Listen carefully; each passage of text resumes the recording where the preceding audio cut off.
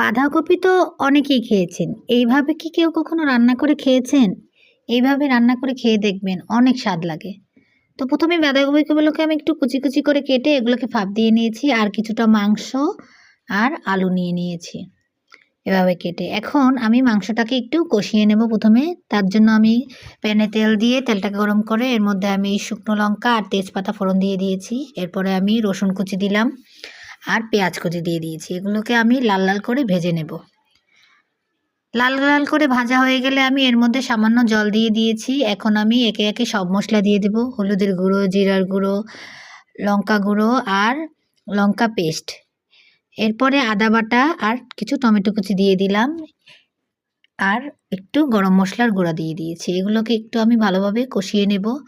আর স্বাদমতো লবণ দিয়ে দিয়েছি।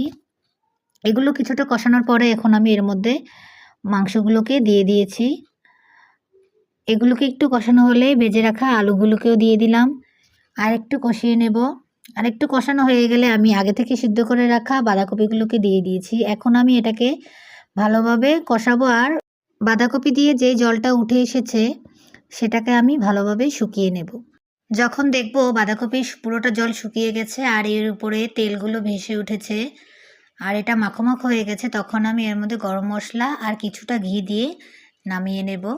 তৈরি হয়ে গেল আমার মাংস দিয়ে বাঁধাকপির তরকারি। সবাইকে ধন্যবাদ।